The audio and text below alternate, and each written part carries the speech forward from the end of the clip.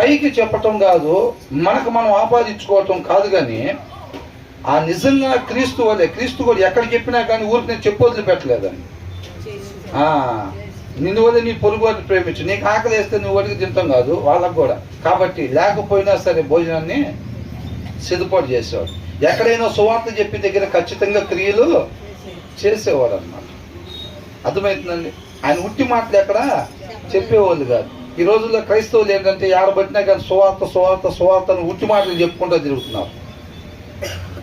ఉట్టి మాటలు చెప్పుకుంటా తిరుగుతున్నారు. మరి ఇక్కడ మొత్తం వరదలు వచ్చి ఈ గట్టు దగ్గర అంతా కూడా నీళ్ళు ఇక్కడ దాకా వచ్చేసి పాప మా ఇళ్ళల్లో వండుకోవడానికి లేదు, ఏం లేదు. అందరూ వచ్చి రోడ్డు మీద ఉన్నారు కదా. ఆ రోజు క్రైస్తవులు వెళ్ళిపోయారు అంటే కొంతమంది వెళ్తున్నారు, కానీ మిగతా వాళ్ళు చర్చీలు సరిపోవట్లేదు కదా. అవునా? చర్చీలు సరిపోవట్లేదు, మరి వెళ్ళిపోయారు వాళ్ళందరూ. అదే కాలనీలో క్రీస్తు ఉంటే మిగతా వాళ్ళు అట్లా ఆపదలో ఉంటే అంతే ఉంటాడా? అవునా కదా? పలానా దగ్గర ప్రాబ్లం ఉందని తెలియగానే ఇమ్మీడియట్గా అక్కడికి వెళ్ళిపోయేవాడు. అవునా కదా? ఎవరన్నా వచ్చి నా కుమారుడు బాగలేదు, లేకపోతే నా తమ్ముడికి బాగలేదు ఇలాగంటే ఏం చేసేవాడు? ఇంట్లో ప్రార్థన చేస్తాలే అనేవాడా?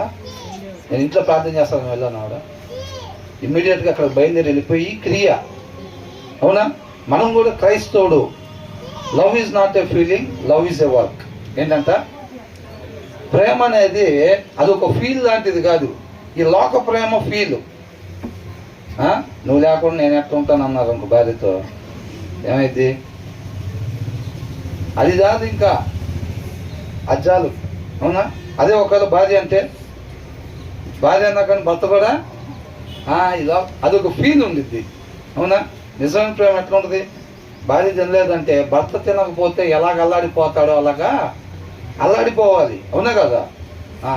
ఒకవేళ భర్త తినకపోయినా భార్య కూడా తను తినకపోతే నిజంగా ఎలా ఉంటుందో, భార్య కానీ భర్త కానీ తిననప్పుడు కూడా తనకి సేమ్ టు సేమ్ ఆ ఉద్దేశమే కలగాలి.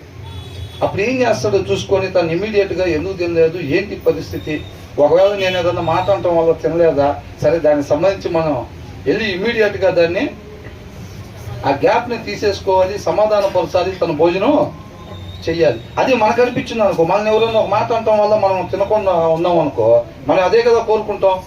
వాళ్ళు వచ్చి సమాధానం పడితే బాగుండు, మనం ఆకలేస్తుంది కాబట్టి. మనం తినకుండా ఉన్నంత మాత్రం ఆకలి వేయకుండా ఉంటుందా? కాబట్టి మనం తినొచ్చు అని కోరుకుంటాం.